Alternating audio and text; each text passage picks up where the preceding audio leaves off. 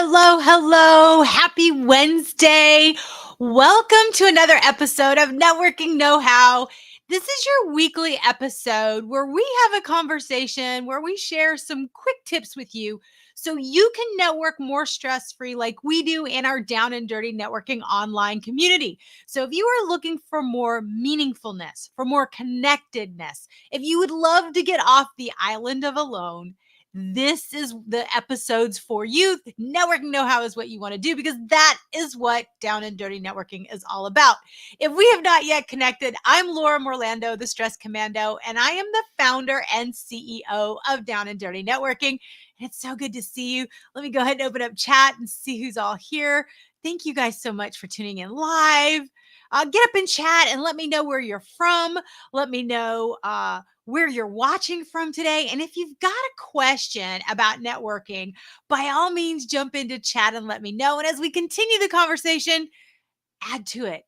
It's more fun to have a meaningful conversation even when we're live. All right, I see some people. Hey, Andrew, thank you so much for being here. Fine, sir. I'm so glad to see you here today. Yay. Love, love, love. All right, let me share this real quick. All right, so let's get this over. Share, share. Don't you love all the technical difficulties? Love, love, love.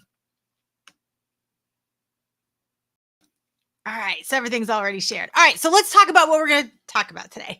So today we have a really great topic. Have you ever just felt like, oh my gosh, I really could use a solution. I really could use a lifeline, but I really don't know where to go. Have you ever felt stuck? You ever felt overwhelmed? Or have you ever just kind of been kind of mundane and all of a sudden, have you ever had one of those moments where you just get this great idea from somebody that you didn't even know you needed? Have you ever had that happen? Now, see, here in Down and Dirty Network, that happens quite often where you hear something and you're like, I didn't even know that I needed that right now. So what we're going to talk about today is we're going to talk about how to unlock a treasure trove of opportunities, ideas, and resources, things that you're looking for, but it might be something you weren't looking for that you desperately needed. So we're going to dive into that. I'm going to give you 3 quick tips so that you will know how you can unlock this treasure trove because it is absolutely available at your fingertips. So no more feeling overwhelmed, no more feeling like you're on that island of alone, and no more just feeling like you're swimming upstream, so to speak. Let's make things easy. We believe in having professional easy buttons here at Down and Dirty Networking, and we believe relational networking is the way to do that. All right, so how do you unlock that treasure trove? Okay, so tip number 1 is you do want to engage in relational networking. Okay. Now, you heard me talk a little bit about that. Now, Down and Dirty Networking, we are a 100% relational networking online community. So, what that means is there's 2 types of networking.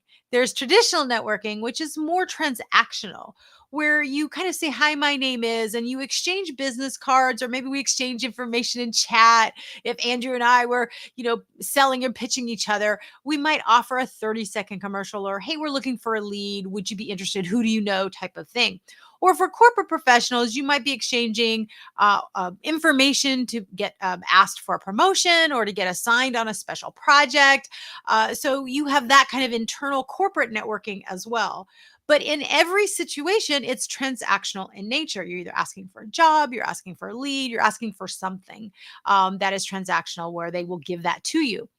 Now, the other type of networking that we're talking about is relational networking, which is having a meaningful conversation to build lasting and authentic relationships. This means you're learning from somebody and about someone.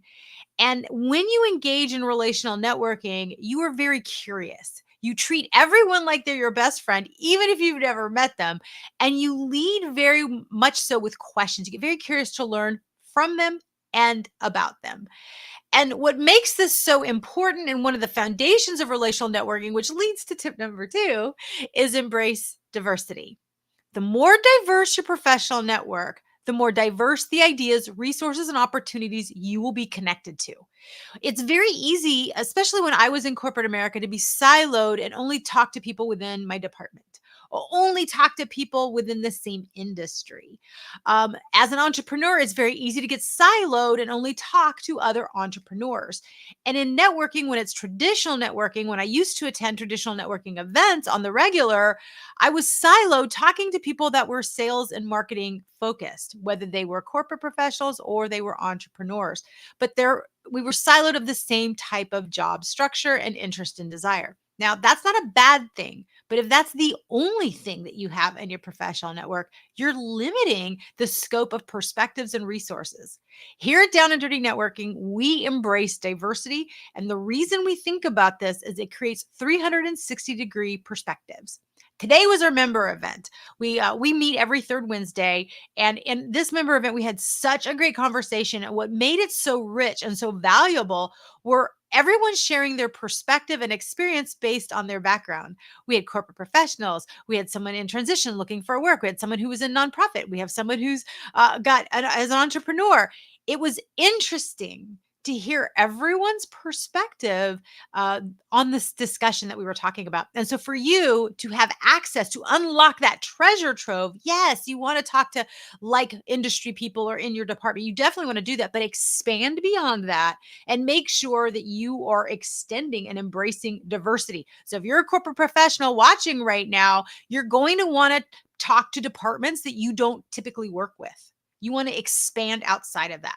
And I've shared these stories over and over again. Every time that I got outside of the department, uh, by accident, I would run into these amazing opportunities. For example, one of the times I was playing softball, and I was playing softball, and most of the guys were in a fabrication line. I was working at a manufacturing facility, and they were complaining about this challenge that they had on the manufacturing line. Okay, so I heard it and I had to ask questions because I was unaware of certain things. So I got curious to learn, and they were telling me how everything went. This was playing softball. And then I'm sitting in the meeting where we're trying to make sure that we've got all of the supplies and services and tools and raw materials that they need to make these things in stock. And we were having an out of stock situation. And through the course of the conversation, I realized that the information that they had shared about the challenge that they had when I was playing softball with them was the solution we needed. It identified the key problem and it led to the solution. I would have never connected those two dots. Clearly, nobody else had, but I would have never connected those two dots had I not been already having a conversation with somebody I would have never had a conversation with if my boss would have never told me to do that. I was outside of that department. And I have story after story about my ability to get outside and be with other departments. And even when I transitioned to entrepreneurland and I was doing corporate trainings on networking, this was one of my most on-demand topics by corporations was getting departments to talk to each other. Now, if you're an entrepreneur watching this, have you ever had a conversation with a vendor or a customer where you're not selling them something, where you're trying to learn something from them and you're getting curious and getting to know more about them? It is amazing what you will learn. And as a marketer and as a marketing consultant, I love helping my clients have those conversations. It's why I enjoy having them with people that are all 100% engaged in relational networking and are curious about a relational networking. I love having these conversations to help connect people to ideas and resources and to solutions. That is something that can be a bonus to you when you engage in relational networking. It frees the mind. You're no longer transactional. You're being curious. You're treating everyone like they're your best friend. And you're getting down to, hey, how can I help you? What can I learn from you? What can I learn about you? You're being curious. All right. So you're engaging relational networking. You're embracing diversity so that you can expand beyond the typical siloed scope of discussions that we have a tendency to get into in our, whether you're an entrepreneur or corporate professional. And number three, you want to ask for the favorite things. So here's what I mean by that. So one of the best topics and one of our top topics that we do here in Down and Dirty Networking is when I do a flavor of this favorite things. And so just to kind of give you a little bit of context, every member event that we have monthly is different. Nobody knows the topic. There are no introductions. There are no 30-second commercials because we are not transactional. So there's a curated topic that everyone talks about, and you learn what the topic is when you come into the community. And so it's a very raw, it's a very genuine and a very authentic conversation. And it just skyrockets the meaningfulness when we approach it this way. And it totally tanks any awkwardness because everyone's on an even playing field, and it limits the amount of energy spend for my introverts. It's an exceptional strategy that across the board just works. Here's how you can do this in your everyday. So now that I've given you the context of what we do at every event to keep things a little bit fresh and exciting and very simple, what I would say for you is ask the favorite things. This is where you're going to get an idea or a solution that you're really looking for, an opportunity, and you might find one that you just didn't even know you needed. So, for example, let's say you know somebody who is excellent and they do a lot of work with Excel spreadsheets, and you're frustrated with Excel spreadsheets. Ask these people, hey, what's your favorite thing with about spreadsheets? What's your favorite tip about a spreadsheet? What's the favorite thing you're using right now that makes working in Excel easier for you? So you could actually find that out. And might be surprised with the kind of answers. Like if someone were to ask me that today, I would put on my marketing hat and say, well, actually, there's new Copilot Wave 2 that just came out that would probably streamline it this way for you. And I would go into the solution. This is what I love and how I use it. And so maybe that would be something you didn't even know you needed because you didn't even know that was even out there yet. And that's kind of the discussion we got into today in the member event. It went from productivity to personal things. You just never know. So, for example, let's say you hate cooking dinner. So if you're hearing me and you're thinking, what is something you challenge, something you hate doing, something that really annoys you to do, and turn that into asking other people what's their favorite way to handle that task. That's how you ask a favorite things question. So if cooking's not your thing, you can say, hey, I know that you love to cook. What are some of your quick tips? I just like cooking. What are your favorite ways to speed the process up or to streamline your shopping? Do you use an app? Is there some kind of tip you can give me? Because I really hate the whole process from start to finish. And you might be surprised what you learn. You might learn a cool way to use Trello. You might learn that there's an app that can actually stock for spices. You might actually learn, oh my gosh, did you know you can use Chat GPT? You might be shocked, surprised, and amazed with the tools that you listen to, and you might think, "I didn't even know I needed these," and yet you're having a meaningful conversation. The next obvious: how did you use it? How did you find it? Show me how you use it. The follow up questions are super easy because they're all going to be available to you. What I guarantee will happen when you're asking the favorite things and when you're doing this from that mindset of relational networking and you've got a diverse background of people that you're asking, the tips are going to be amazing. Your vibrational energy is going to go through the roof because you're going to get resources you had no idea you needed. And some you're like, I didn't know existed, but this is exactly what I needed.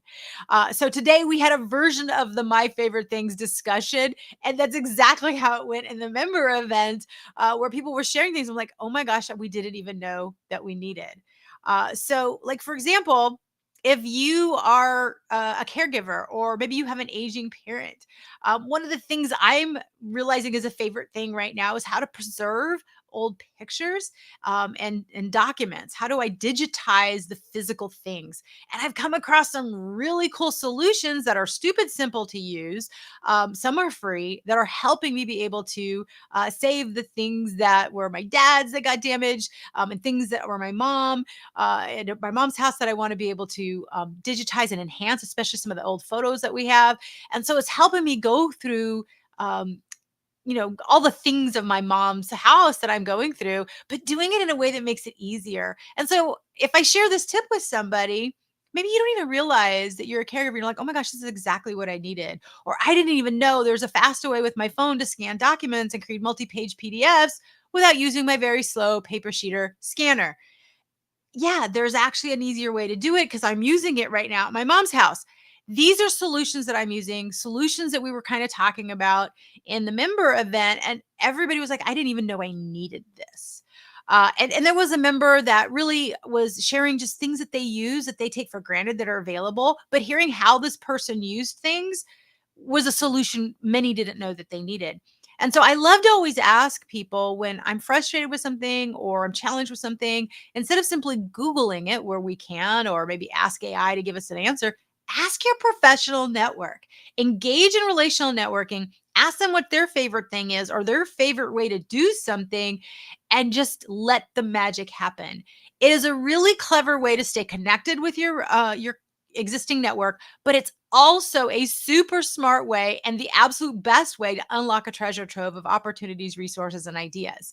I was on a mastermind call for my pod earlier today, and just asking their favorite way to do things gave me some ideas, versus, hey, I'm having this challenge, would someone give me some solutions? Yeah, I could ask that question that way, but why don't I flip it? What would be your favorite way to do this? Because those might be two totally different answers. So I really love this, my, favorite things question. So keep it in your mindset. Where's a challenge, frustration, annoyance that you have, and how can you leverage a favorite things question to the people that you know?